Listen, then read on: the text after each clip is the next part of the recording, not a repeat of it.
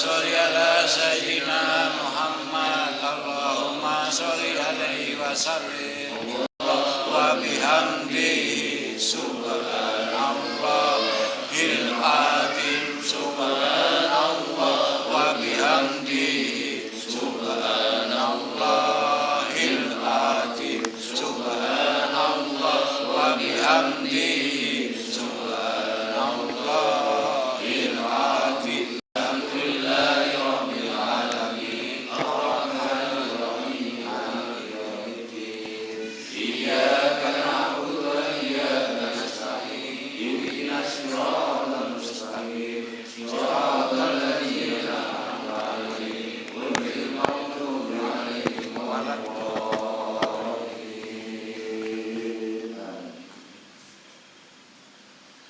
Para jamaah yang saya muliakan, dalam rangka tawafufan pada malam hari ini ada 3 hal yang akan saya sampaikan kepada jamaah. Yang pertama sehubungan dengan tawafufan. Tawafufan ini jangan sampai diartikan berhenti ngaji. Tawafuf berarti istirahat ngaji yang seperti biasa. Kenapa istirahat ngaji yang seperti biasa? Karena kita akan memasuki bulan yang luar biasa, bulan yang sangat mulia, yaitu bulan suci Ramadan. Kalau pengajian yang biasa kita istirahatkan, diharapkan di bulan suci Ramadan akan datang kita ngaji harus luar biasa. Ini maksudnya. Jadi kalau bulan-bulan yang lalu kita ngaji setiap seminggu sekali atau mungkin 2 kali, ingat Ramadan bulan yang mulia, bulan yang agung, bulan yang penuh berkah, bulan yang penuh ampunan dari Allah Subhanahu wa Ta'ala. Usahakan tiada hari tiada malam tanpa ngaji. Ini maksudnya tawafufan. Jadi kalau sampai tawafufan diartikan ngajinya berhenti, terus Ramadan kita terus tambah liha-liha tambah males, niscaya kita akan masuk golongan orang yang rugi. Kira-kira kita ingin jadi orang yang rugi atau ingin jadi orang yang untung? Ingin mau jadi orang yang bersedih atau ingin jadi orang yang bahagia? Kesempatan yang sangat mulia pada jamaah. Bila Allah masih memberikan izin kepada kita, kita masih dipanjangkan umur, bisa masuk bulan suci Ramadan. Kesempatan emas, kesempatan yang sangat baik, kesempatan yang sangat mulia. Jangan disia-siakan. Ini maksudnya tawafufan. Tadi disampaikan oleh pengurus mushola Bapak Haji Ustadz Ganiman, beliau menyampaikan permohonan maaf kepada saya. Pada saat yang sangat mulia ini, saya yang biasa ngaji ada di depan, pegang mic, mungkin saya banyak kata-kata saya yang kurang berkenan di hati para jamaah. Mungkin barangkali hatinya tertusuk perasaannya. Ada yang mungkin merasa cukup marah, ada yang malu, atau mungkin ada sikap saya yang kurang berkenan di hati para jamaah. Pada malam hari ini, saya mohon dibuka pintu maaf yang seluas-luasnya. Amin. Kira-kira mau maafin nggak jamaah? Alhamdulillahirabbil alamin. Sebaliknya, tadi disampaikan oleh Pak Haji Ngaliman mewakili para jamaah, apabila di antara jamaah tetapi setahu saya jamaah sini baik-baik semua. Saya tidak pernah merasa hati saya dilukai jamaah di sini. Bahkan saya merasa banyak didoakan, banyak dibantu. Jamaah saya baik-baik semua. Sikap jamaah kepada saya, ya alhamdulillah. Kalau saya rasa nggak ada yang menyinggung, yang merasa melukai perasaan saya tidak ada. Tetapi manakala itu ada, pada saat ini saya nyatakan kesalahan jamaah, kekhilafan jamaah kepada saya maafkan semuanya.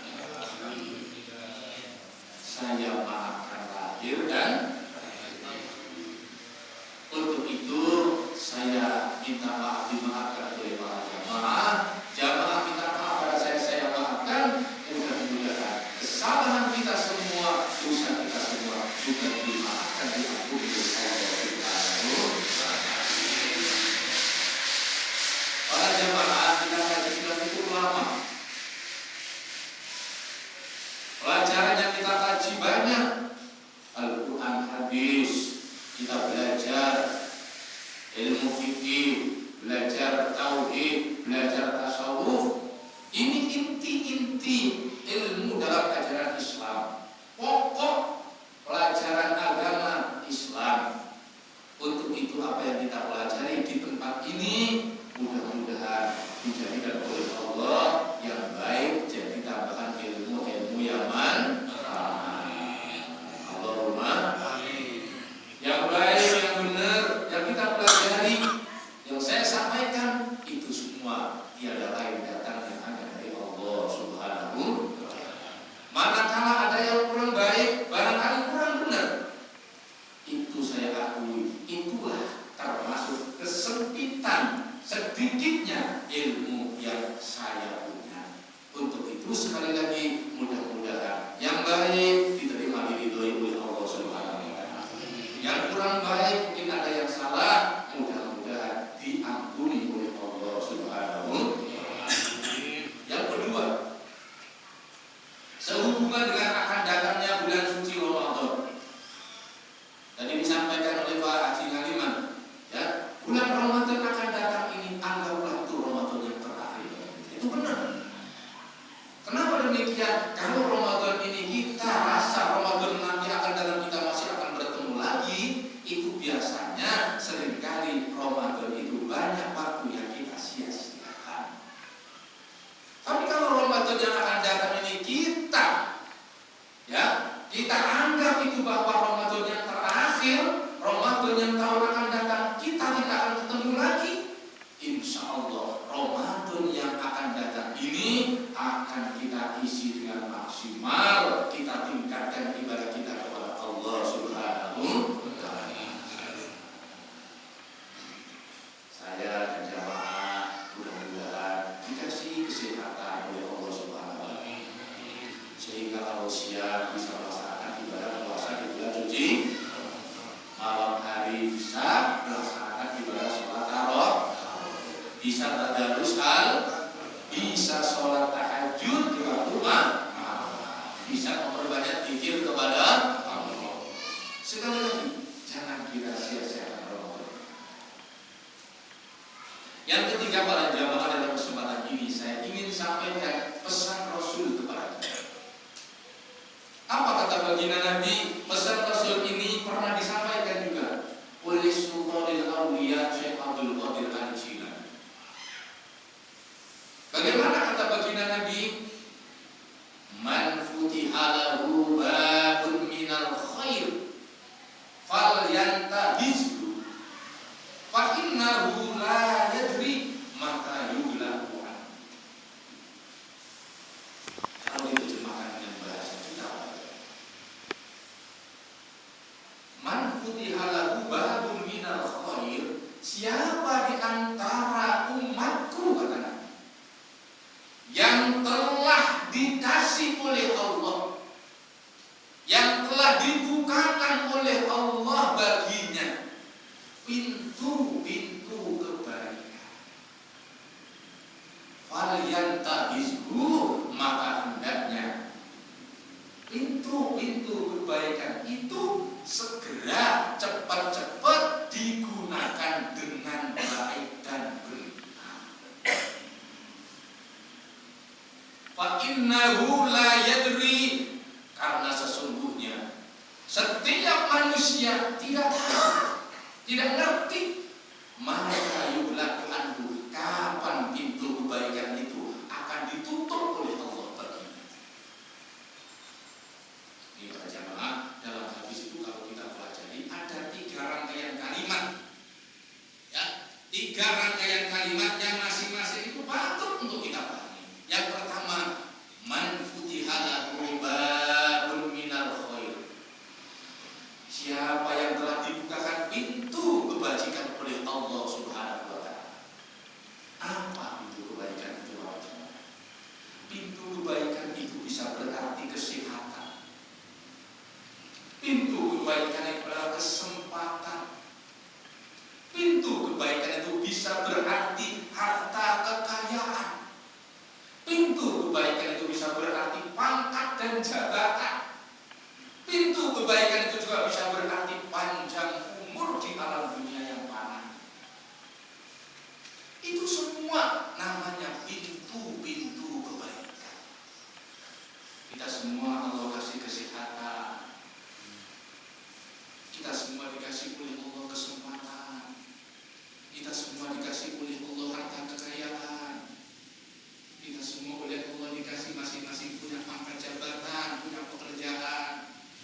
Kita semua masing-masing dikasih oleh Allah ilmu pengetahuan. Kita semua dikasih oleh Allah panjang umur. Itu pintu-pintu kebajikan.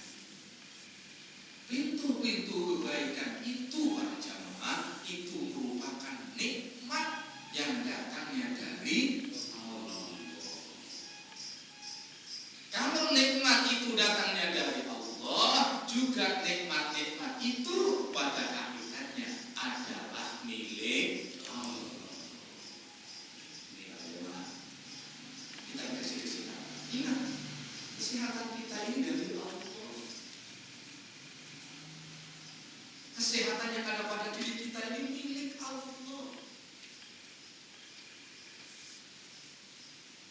Terus bagaimana pada diri kita ini para jemaah? Kenikmatan-kenikmatan dari Allah, kenikmatan-kenikmatan itu milik Allah. Di dunia ini oleh Allah diamanahkan, dipercayakan, dititipkan kepada hamba-hambanya sebagai bentuk cobaan.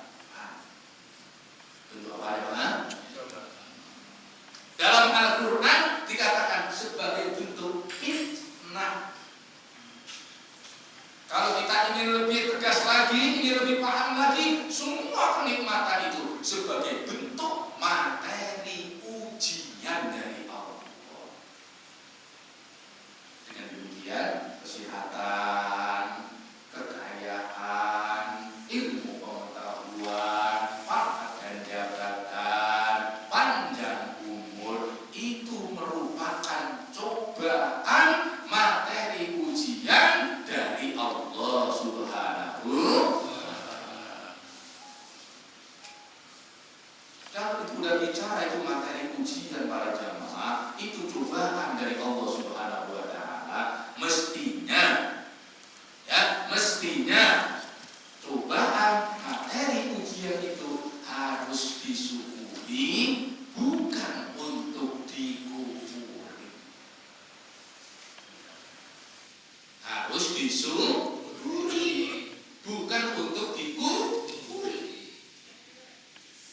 Nah, kalau kita pandai untuk mensyukuri nikmat-nikmat Allah Subhanahu wa Ta'ala itu para jamaah, maka pahalanya, keuntungannya bukan untuk Allah, tetapi akan kembali kepada kita semua yang pandai untuk mensyukuri. Sebaliknya, kalau kita dikasih nikmat, terus kita malah mengkufuri terhadap nikmat itu, sekali lagi, kerugiannya bukan kepada Allah.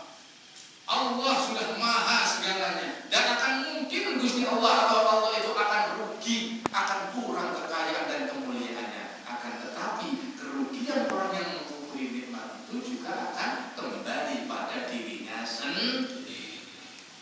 Dalam surat Al-Luqman Allah Subhanahu wa Ta'ala telah berfirman, "Wa man yashkur fa innama yashkuru li nafsihi wa man kafara fa inna Allaha ghaniyyun hamid."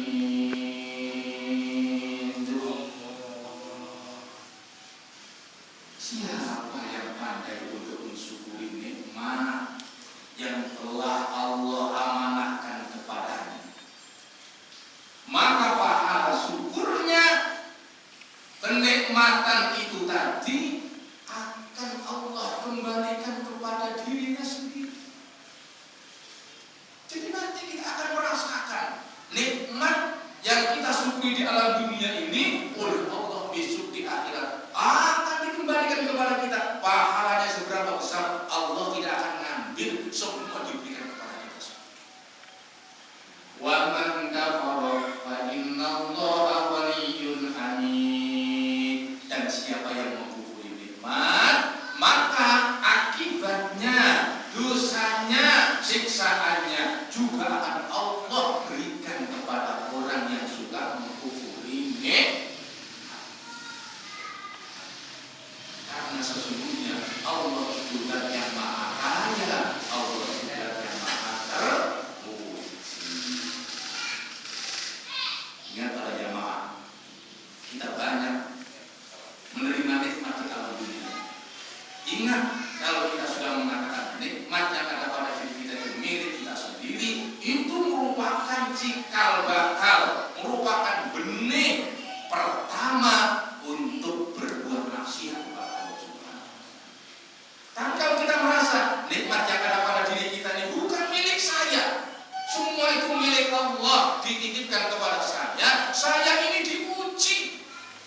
bisa mensyukuri atau tidak. Kalau itu yang kita pahami, berarti kita sudah punya benih cikal bakal amal-amal kebajikan yang akan kita nikmati di dunia dan itu ada di alam akhir. Karena kita takut. Bagaimana cara untuk mensyukuri nikmat? Mensyukuri nikmat tidak hanya cukup alhamdulillah, habis ngaji alhamdulillah, dapat rezeki alhamdulillah, punya anak alhamdulillah. Mensyukuri nikmat itu tidak cukup hanya sebatas alhamdulillah, walaupun alhamdulillah itu merupakan juga bentuk syukur kita kepada Allah. Bagaimana syukurnya? Di dalam kitab yang lain dijelaskan syukur yang sebenarnya itu adalah ijra'ul aqdar wal amwal fi mardhatillah, menggunakan seluruh anggota tubuh yang Allah titipkan kepada kita, mulai ujung rambut sampai ujung kaki, wal amwal, dan harta benda apapun itu bentuk, rupa dan macamnya harta benda yang ada pada diri kita, gunakanlah di jalan yang diridhoi oleh Allah. Itu namanya syukur. Makanya dalam hadis tadi yang saya sebutkan, rangkaian yang kedua, Nabi mengajarkan kepada kita walyantahizu. Caranya untuk mensyukuri, kata Nabi, walyantahizu, maka hendaknya umatku yang mendapatkan pintu-pintu kebaikan dari Allah itu cepat-cepat segera gunakan untuk berbuat yang baik dan yang benar.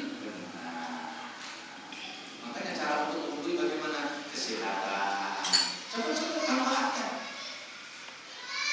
Ya, cepat-cepat manfaatkan. Kalau tidak cepat-cepat kita manfaatkan, wah itu bahaya. Tapi kalau kita cepat-cepat menggunakan, ya, untuk berbuat kebaikan, untuk berbuat kebenaran, pasti kita akan termasuk golongan orang yang bahagia. Tapi kalau kita teledor, kita malas, apalagi kita salah guna, pasti kita akan masuk golongan orang-orang yang rugi dan menyesal. Kesehatan tetap manfaat, jangan disia-siakan. Kita punya harta kekayaan, cepat-cepat gunakan di jalan yang baik, jalan yang benar. Jangan hanya untuk memuaskan hawa nafsu, ingin untuk senang di alam dunia ini saja. Kenapa demikian? Karena kalau kita hanya untuk kesenangan di dunia, berapa lama sih kita hidup di dunia? Rumah kita yang asli bukan dunia, akhirat. Rumah kita yang asli bukan rumah yang kita tempati sekarang, tapi orang yang beriman, rumah asli surga dan nikmat. Kita dikasih pangkat dan jabatan, cepat-cepat manfaatkan untuk berbuat kebaikan, jangan untuk kesombongan. Kita dikasih panjang umur pun juga cepat-cepat segera gunakan untuk berbuat yang baik dan yang benar. Jangan disia-siakan. Kita dikasih panjang umur oleh Allah dan sholat sering terawih. Namanya menyanyiakan umur. Kita dikasih panjang umur oleh Allah, malas ngajinya, menyanyiakan umur. Kita dikasih panjang umur oleh Allah dan kita malas untuk berbuat amal kebajikan. Ini namanya juga menyanyiakan umur. Padahal Nabi menjelaskan cara untuk mensyukuri adalah cepat-cepat gunakan untuk berbuat yang baik dan yang benar. Kenapa sih ya Rasulullah kita disuruh cepat-cepat untuk berbuat yang baik dan yang benar? Yang terakhir ini yang kedua, fa'innahu la yadri mata yughraku anhu. Karena setiap hamba Allah itu tidak tahu, tidak ngerti kapan itu kebaikan itu akan ditutup oleh Allah bagi dirinya. Setiap sesuatu itu ada batas waktunya. Kesehatan ada batas waktunya. Sekarang sehat, belum tentu besok akan sehat. Banyak orang hari ini sehat, besok sakit. Ada nggak semacam itu? Ada. Sekarang sehat, besok bangun tidur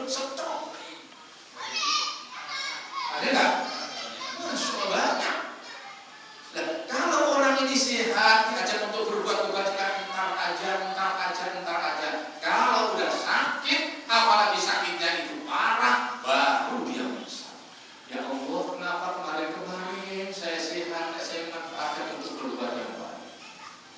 Sekarang saya udah sakit saya parah, tidak bisa berbuat yang baik seperti kemarin saya waktu ada sehat. Ini pasti menyesal. Tapi kalau orang itu sehat, ketika sehat dia manfaatkan dengan baik dan benar kesehatannya. Begitu dia dicoba oleh Allah sakit, dia tidak akan menyesal. Karena apa? Waktu sehatnya benar-benar dimanfaatkan untuk berbuat yang baik dan yang benar. Dididik oleh Allah harta kekayaan. Jangan gunakan. Karena harta kekayaan itu adalah batasnya. Bulan ini orang itu bisa jadi orang yang kaya, dan bulan depan tidak ada jaminan dia jadi orang.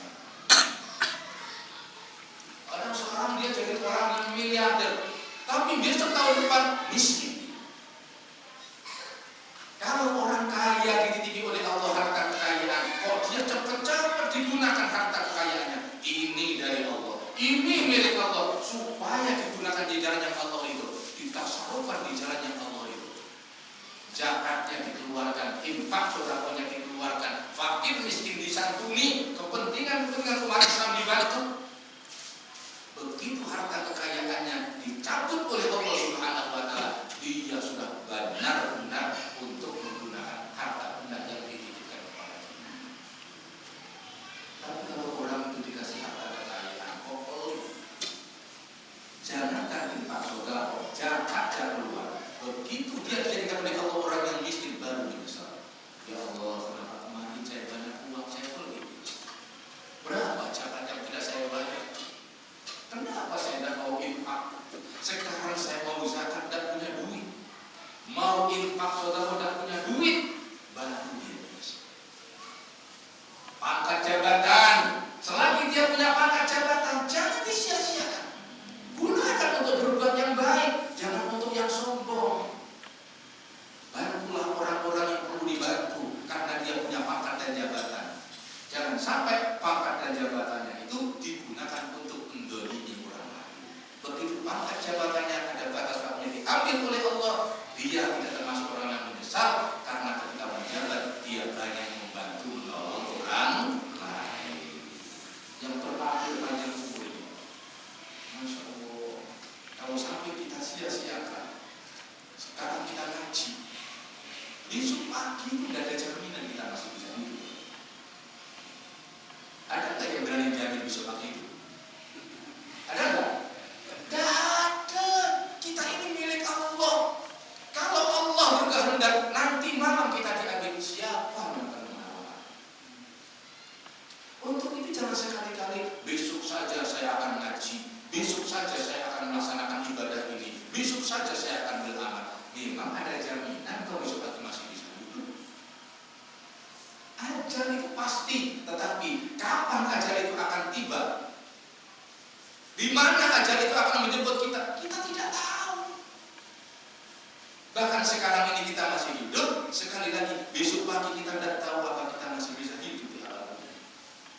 Jadi kalau orang dikasih panjang umur oleh Allah itu, kok panjang umurnya ini dimanfaatkan dengan benar? Sholatnya jangan sampai ketinggalan, ngaji jangan sampai ketinggalan, berbuat baik kepada yang lain. Begitu ajalnya tiba, dia tidak akan jadi orang yang menyesal, tapi akan jadi orang yang untung dan bahagia. Kenapa? Umurnya banyak digunakan untuk berbuat amal baik. Tapi kalau orang itu jadi orang yang menyia-nyiakan umur, maksiatnya ditingkatkan, ibadahnya tambah kendor, begitu ajalnya tiba baru terasa. Ya Allah, kasih kesempatan untuk bisa hidup lagi. Ya Allah, saya akan taubat, saya akan rajin sholat, saya akan rajin ngaji, saya akan zakat. Ya Allah, saya akan infak sedekah kurbannya. Ya Allah, setelah itu baru kau ambil aku. Ya Allah, kenapa? Merasa pada waktu dia hidup masih sehat, dia menyia-nyiakan waktu itu. Tidak akan mungkin para jemaah kalau ajal tiba, jangankan minta 1 hari, 2 hari itu, 1 detik tidak dikasih. Menyesal. Tapi kalau itu benar-benar dimanfaatkan waktu hidupnya. Masya Allah, begitu ajalnya tiba, alhamdulillahirabbil alamin. Di zaman sahabat para jamaah ada seorang sahabat. Bayangin, ada seorang sahabat. Seorang sahabat itu begitu mau meninggal dunia, ada 3 kata-kata yang diucapkan, yang lain itu merasa hilang. Kok hilang bagaimana? Orang itu sudah mau ajal tiba, sahabat itu mengatakan, kenapa tidak semua? Sudah begitu ada jarak sedikit mengatakan lagi, kenapa tidak yang baru? Begitu menjelang lagi mengatakan lagi, kenapa tidak yang lebih jauh? Kata sahabat yang lain, kok mengatakan semacam itu? Kok tidak mengucapkan la ilaha illallah, tidak mengucapkan astagfirullahaladzim, tapi yang dikatakan, kenapa tidak semuanya? Yang kedua, kenapa tidak yang baru?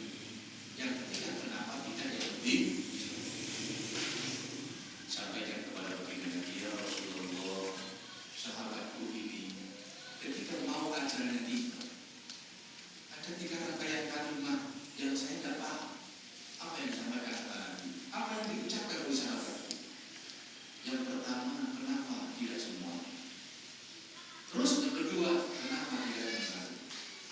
Ketiga, kenapa tidak yang lebih? Ternyata dijawab oleh baginda, para sahabatku ini adalah sahabat yang baik. Kenapa dia mengatakan tidak semua? Dia ini rajin puasa sunnah. Karena Senin Kamis puasa sama seperti dalam sholat itu. Apa Senin Kamis ya, Senin Kamis semua harinya. Pernah kejadian waktu mau berbuka, mau buka, dia itu tidak punya bukaan kecuali hanya 1 roti sepotong. Mau buka, tidak ada yang molok, tidak ada nasi, tidak ada, hanya sepotong roti. Begitu maghrib mau tiba dan mau dimakan bismillah, tetap ini assalamualaikum warahmatullahi wabarakatuh. Orang mau bersodakohnya, saya terusnya apa? Tidak panjang lebar para jamaah. Sahabat yang mau buka hanya sepotong roti tadi, langsung roti itu dibelah dulu. Ini Pak, sebagian untuk apa? Sebagian saya pakai untuk buka padahal keroncongan diganjal roti 1 masih kurang. Tapi juga ada orang minta dibagi 2. Kira-kira kalau jamaah musola dulu kita ini, andaikan semacam itu dibagi 2 apa itu?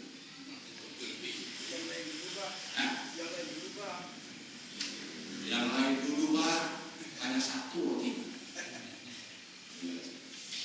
Begitu ajarnya oleh Allah Subhanahu wa Ta'ala, diperlihatkan pahalanya saudara separuh. Masya Allah, pahalanya luar biasa. Sedekah separuh roti. Saking banyaknya itu pahala, dia itu menyesal. Kenapa tidak semuanya saya sedekahkan ke roti dulu? Yang sedekah separuh saja masih menyesal. Kenapa? Saking tertariknya banyaknya pahala. Kenapa enggak saya sedekahkan semuanya itu?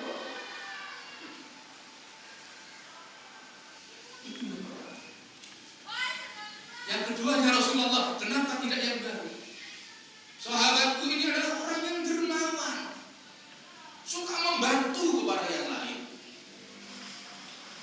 suka membantu terhadap kepentingan agama.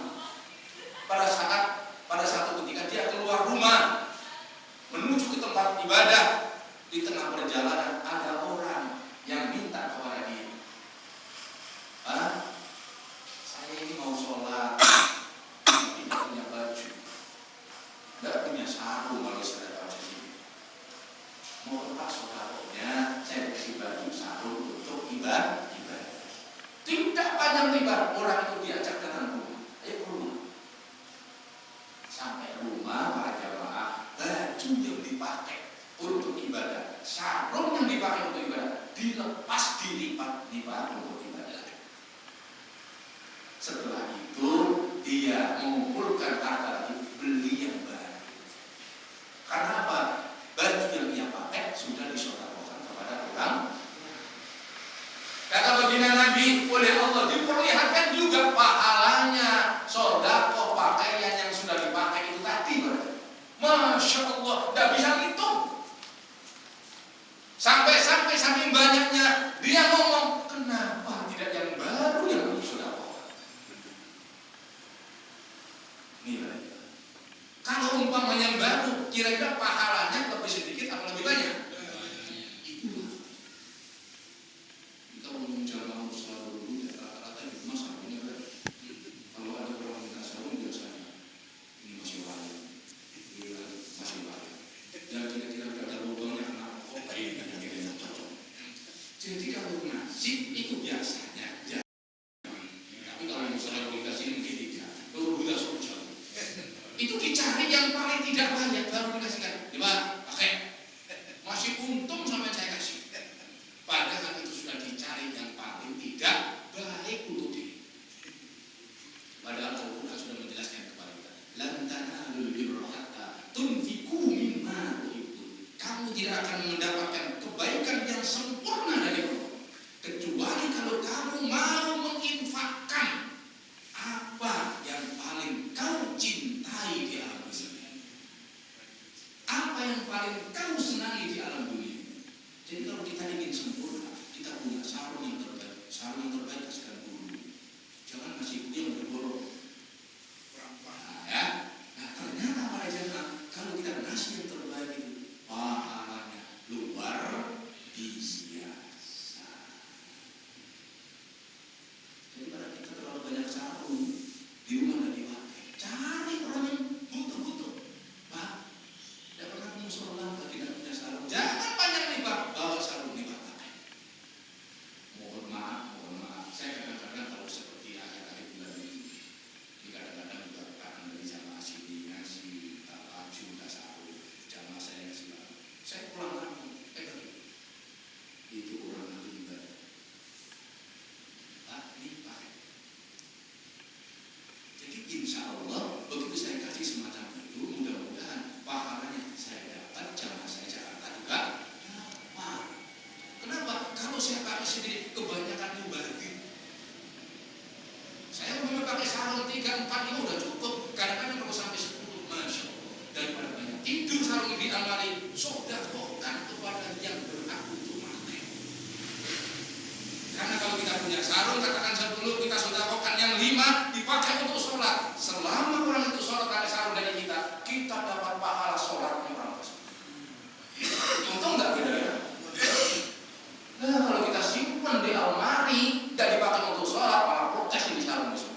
Saya dulu disimpan dulu di almari, tidak pernah digunakan untuk ibadah. Kenapa? Kebanyakan. Ibadah.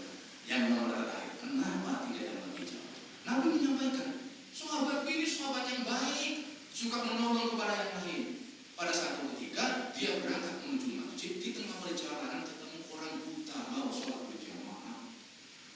Katakan seperti kita begini, sholat di masjid, al-barokah, di tengah jalan itu ada orang buta. Ada program biasanya begini. Pak, mau kemana Pak? Mau ke masjid sholat Jumat. Tidak panjang lebar, langsung demo. Ya Pak, saya antar. Ini kok baju-baju. Jadi kalau mungkin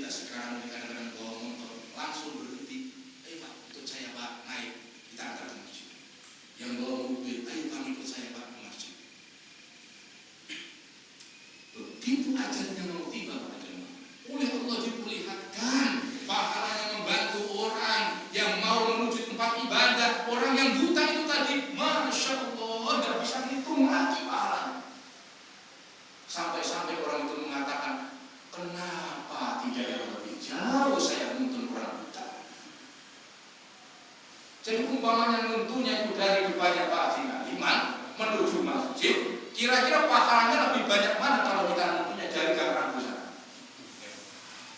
Lebih banyak dari yang lebih jauh. Untuk itu jemaah, kesimpulannya, kalau kita ada orang minta pertolongan, tidak boleh kita diambil. Karena bisa jadi kita membantu orang yang semacam itu, ternyata dia ikhlas, pahalanya dibagikan oleh Allah Subhanahu wa Ta'ala. Itu antara lain kata Nabi orang atau sahabat itu tadi dalam hidupnya tidak menyia-nyiakan nikmat. Karena dia punya harta, dia punya macam-macam, itu milik Allah supaya digunakan di jalan yang diridhoi oleh Allah. Hidup di dunia, ingat, semua kenikmatan cobaan, semua kenikmatan materi ujian, kita diuji. Untuk itu kenikmatan yang ada pada diri kita, ingat, milik Allah. Yuk kita manfaatkan semaksimal mungkin untuk meningkatkan ketaatan kita kepada Allah Subhanahu wa Ta'ala. Termasuk juga untuk menghidupkan musola ini tadi disampaikan oleh Pak Haji Ngaliman. Dan termasuk juga tadi Pak Haji Ngaliman juga nyinggung bahwa saya juga di kampung pesantren itu juga punya pembangunan pondok. Dan daripada harta benda bapak-bapak ini sebagai kok tidur itu, kok hanya ditumpuk-tumpuk saja kita, ya sebagian tasarufkan di jalan. Bangunan pesantren saya juga di kampung masih sangat membutuhkan. Ya, saat ini masih dalam proses karena dana yang sangat besar. Ya dulu memang ada sebagian dari jamaah di sini, itu sudah saya manfaatkan itu.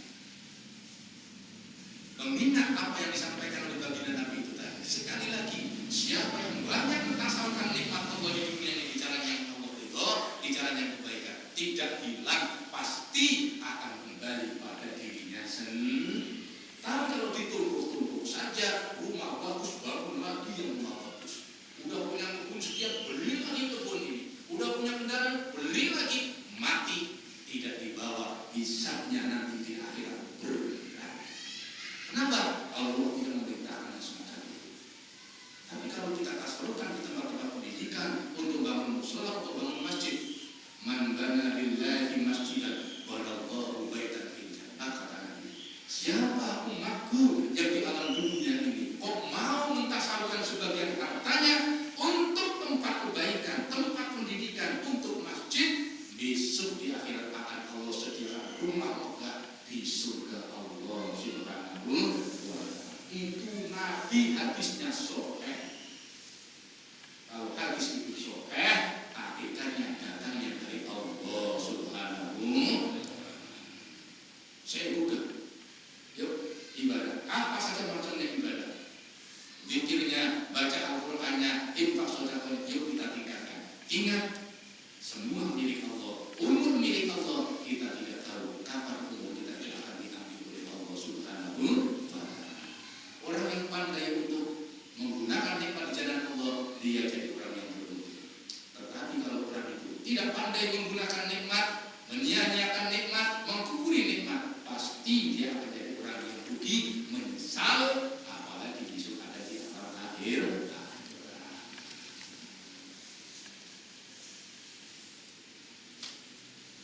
Dulu saya pernah sampaikan ke Pak Ustaz Ngaliman untuk masalah pembangunan yang saya punya, itu Pak Ustaz Ngaliman dulu pernah sebagai jamaah. Dan alhamdulillah kemarin kalau tidak salah saya bicara itu dengan Pak RT. Pak Ustaz nih, itu mohon maaf, Pak RT ini bukan istilahnya untuk meriahin sampean. Apa yang sampean pada saya walaupun Rp1 itu udah langsung masuk pembangunan pesantren Pak. Ya, udah masuk langsung. Jadi begitu saya transfer, langsung saya masuk. Setiap jamaah saya ngasih saya catatan di rumah Pak. Begitu dikasih, langsung. Makanya saya mungkin ada di bagian jamaah Pak Jamil dan sebagainya. Sering ketemu saya di DPR. Kenapa? Saya ada berapa saya titipan dari jamaah itu langsung transfer ke pembangunan pesantren, di sana terus langsung dimanfaatkan. Ini menjelang Ramadan. Pahala yang berada kita gandakan oleh Allah. Saya duga. Yang punya rezeki jangan ditidurkan, jangan hanya dikumpulkan, jangan hanya untuk kepentingan dunia, tetapi rezeki itu kalau bisa gunakan untuk kepentingan yang abadi, yaitu besok ada di alam akhir. Caranya bagaimana? Tanam di jalan yang Allah, tanam di jalan kebajikan,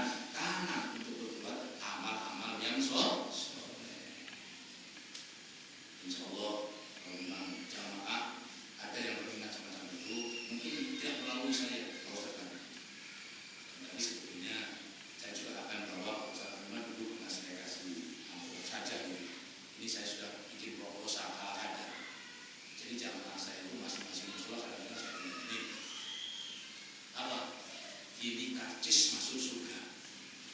Ya, tidak hilang. Bukan